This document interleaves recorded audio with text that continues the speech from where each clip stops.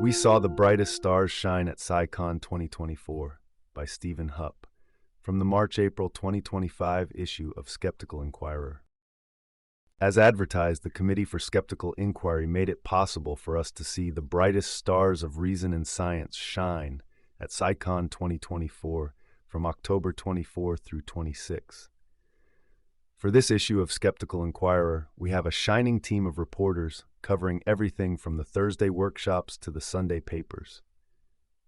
I'll get the reporting started, and then I'll turn you over to the rest of the team. I provided a few remarks at the opening reception on Thursday evening. My message was this: whatever your passions and skills may be, I hope this conference, and now this magazine issue, will inspire you to do all you can to help promote reason and science.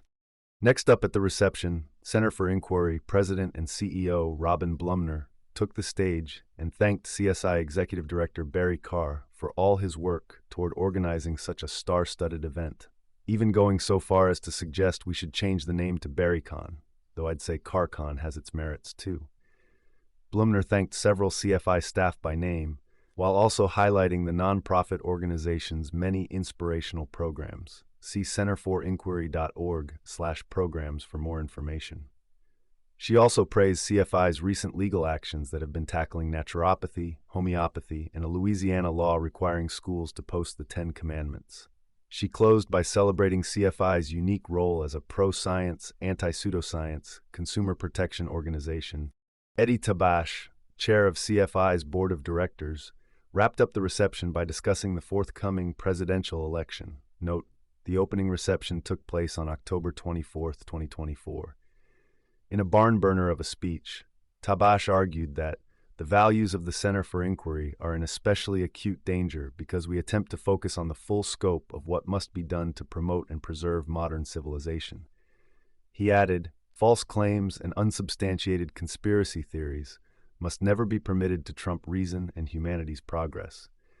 And he closed by quoting a 1786 letter from James Madison to Thomas Jefferson, in which Madison argued that their statute for establishing religious freedom should extinguish forever the ambitious hope of making laws that shackle the human mind. According to Tabash, CSICon represents one more step in furtherance of this ideal. Brian Cox receives the Richard Dawkins Award. Immediately following the opening reception, Neil deGrasse Tyson presented his fellow physicist Brian Cox with the Richard Dawkins Award, given to a distinguished individual from the worlds of science, scholarship, education, or entertainment who publicly proclaims the values of secularism and rationalism, upholding scientific truth wherever it may lead. Cox has helped popularize science through shows such as Solar System on the BBC and books such as Black Holes, The Key to Understanding the Universe. Cox's keynote speech answered and raised many questions about the universe as he wowed the crowd with mind-blowing images of the universe, including one of a black hole from 55 million light-years away.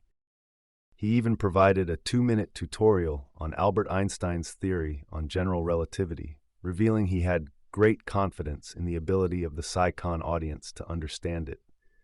Here's a sampling of surprising facts that followed. The term dark energy represents the unknown force that is causing an acceleration of the expansion of the universe. There are about 2 trillion galaxies in the currently observable universe, and more beyond. The universe is nearly 14 billion years old.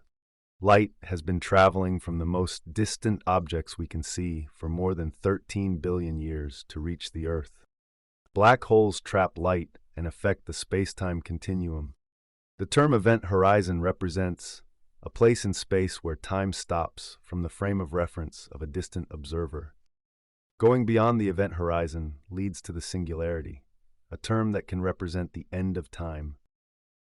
In communicating these ideas, Cox often referred to the Penrose diagram, a graph of the space-time continuum. He further explained more topics such as Hawking radiation, black hole entropy, worldlings, and wormholes. He closed with these words: "We are for the first time, I would say in theoretical physics, beginning to take the first steps toward a deeper understanding of space and time." The entertainment for the next evening came in the form of a stand-up comedy routine by Neil deGrasse Tyson. Before launching into hilarious musings from his book, Cosmic Perspectives, he opened by sharing, "This movement, the skeptics movement, is something I deeply cherish," also adding, "I'm a big supporter of this movement." He then recounted some specific episodes from his life, including being rejected for jury duty on multiple occasions due to both his celebrity status as well as his overt skepticism about the validity of eyewitness testimony. He also mused over a UFO whistleblower's term non-human biologics by indicating the term actually applies to every living thing on Earth, including tree bark, except humans. Tyson then revealed he has a file of forbidden tweets, containing tweets he wrote but never sent. The forbidden tweet he shared with us was prompted by Ben & Jerry's decision to remove all traces of glyphosate from their ice cream. Here's the never sent tweet. "You would need to consume 400 million pints of Ben & Jerry's ice cream for its trace amount of glyphosate to kill you, but after only 20 pints, you'll die from its sugar content." Toward the end of his presentation, Tyson shifted to the more serious topic of race in America by sharing a racist quote made by science fiction writer H.G. Wells from his book in 1901. Among other incendiary comments, Wells wrote that the inferior races, referring to Black, Asian, Latino, and Jewish people, should die out and disappear. Tyson used the quote to help demonstrate the progress America has made over the past century, even if we still have some ways to go in furtherance of reaching our highest aspirations. Tyson reflected on the fact that he received the talk at age 9 about how to act around police officers to avoid being unjustly shot. The fact that George Floyd's 2020 murder by a police officer made the national news, Tyson reasoned, was a sign of progress, even if the murder itself was not. Further evidence of progress was the subsequent removal of statues, such as that of Confederate General Robert E. Lee. Overall, Tyson approached these issues in a relatable and engaging way. Like the conference headliners, cognitive psychologist Daniel Simons was invited to give a rare hour-long presentation. You might not know Simons by name, but there's a good chance you've heard about his work. Before you read any further, I'd encourage you to watch his YouTube video titled The Monkey Business Illusion. It's less than 2 minutes long. A similar video served as the basis for the classic Invisible Gorilla study that Simons conducted with co-author Christopher Chebris. Much of the presentation discussed the focused attention tasks that they describe in their book, The Invisible Gorilla: How Our Intuition Deceives Us. I don't want to spoil any of their specific secrets just now, but the take-home point is that we humans are pretty bad at noticing environmental changes unless we are directly looking for them. The latest book by Simons and Chabris, Nobody's Fool, explores the reasons we can all, even skeptics, be deceived by others. I've talked to more than one magician who has said that audiences of skeptics are the easiest to fool, warned Simons to our chuckling audience. Why?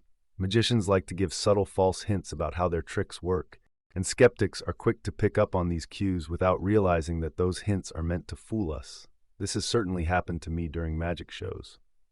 Simons then detailed several high-profile examples of fraud in business, finance, art, and even science. In all cases, the scammers used the constraints of people's attentional abilities against them. His solution: learn commonalities across scams and think like a scammer, especially when you have a lot to lose. Immediately following the Simons presentation, the Skeptic's Guide to the Universe SGU podcast crew conducted a live taping of the show. If you weren't at CSICon 2024, you can listen to SGU episode number 1012 to hear most of what you missed. All the hosts were present: Stephen Novella, Bob Novella, Jay Novella, Cara Santa Maria, and Evan Bernstein, and they were joined by special guest and theoretical physicist Brian Wecht. Typical to the show's format, they each led a discussion on a different topic. Bob began by describing a newly discovered and relatively small black hole that is providing useful information due to its somewhat close proximity to Earth. Cara summarized Daryl Chubin's editorial on Retraction Watch aimed at promoting better science practices, such as study pre-registration and increased incentives for article reviewers. Steve discussed new advancements and challenges with using CRISPR, clustered regularly interspaced short palindromic repeats, to genetically modify the brain. Brian shared some implications of the newly discovered largest prime number. Evan revealed the latest dubious, but patented, sticker-adorned amulet with marketing promises such as enhancing the body's natural electromagnetic fields. Jay critiqued news organizations for hyping claims such as scientists warn of imminent collapse of key Atlantic Ocean currents. The take-home message was that this is a real issue worthy of concern, but that news organizations are exaggerating the imminence aspect to get more clicks. As always, the episode ended with Steve leading the jovial game Science or Fiction, and the audience was able to play along. Finally, if you listen to this episode of the SGU podcast, you'll also enjoy an interview with Andrea Love, SI's new columnist, but that interview was not part of the live taping. If you haven't heard Banachek's story yet, a great place to start is Season 3 of the world's greatest con podcast. In short, he's a living legend who, as a teenager in the 1970s, connected with James Randi and ultimately fooled researchers at Washington University in St. Louis, Missouri, my hometown, into believing he had paranormal abilities, including spoon bending. Project Alpha continued until 1983, when Randi, Banachek, and another young man, Mike Edwards, revealed they were purposefully cheating. Thus, seeing Banachek perform live all these decades later was quite a thrill. Days before his Saturday evening show, Banachek conducted a Thursday morning workshop called The Art of Memory, aimed at giving the audience tools for improving their memory. I know enough about mentalism to believe that a good memory goes a long way toward helping the mentalist appear to have paranormal abilities. And from a skeptical point of view, Banachek's show is particularly refreshing because of the words appearing on the screen before every show. Banachek will use his 5 senses to duplicate the illusion of a 6th sense to simulate what psychic powers would look like. During his performance, the same show he just wrapped after years of performing at the Stratosphere, he definitely appeared to have paranormal powers. The frequent audience gasps were a sign that many in the skeptical crowd were bewildered by how he could read minds so well. The highlight for me was seeing his fork-bending act, a callback to his origin story, and a welcome reminder of the amazing legacy of James Randi. I must add that Jim Underdown superbly emceed CSICon 2024, often sharing anecdotes from the CFI investigations group that he spearheaded for 25 years. See his latest report in this issue. Nobody has yet won the $500,000 prize, but if they ever do, you'll be reading about it here, folks. On the other hand, 2 prizes, both large buckets of CSI swag and signed books from the conference presenters, were raffled off and awarded at the end of the day on Saturday. The prize packages even included free tickets to the next CSICon, a celebration of CSI's 50th anniversary that will take place June 11th through 14th, 2026, in Buffalo, New York. There won't be a CSICon in 2025. I can't help but include the photo of Debbie Allen, CFI's Director of Development, after she pulled my wife, Farrah Hupp, on stage to pick out the 2 winning raffle tickets. Debbie Allen is just one of the many astounding CFI staff members who work behind the scenes at CSICon to help make the event a fantastic experience. Last, I'd like to thank Carl Withake for taking all the photos you'll see in this section of the issue. Okay, it's time for me to take a break from reporting, but I'll be back in a few pages with coverage of presentations by Jerry Coyne and Stephen Novella. Is biological sex binary or multifactorial? Coyne and Novella have different answers worth considering. Until then, enjoy the other reports from my favorite conference of the year. Thank you for listening to Skeptical Inquirer Audio Edition. This podcast is produced by the Center for Inquiry at our headquarters in Amherst, New York. If you would like to support our work, please consider subscribing to Skeptical Inquirer magazine at skepticalinquirer.org. It is listeners like you that make our work possible.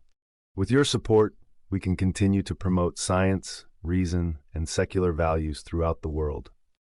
Thank you.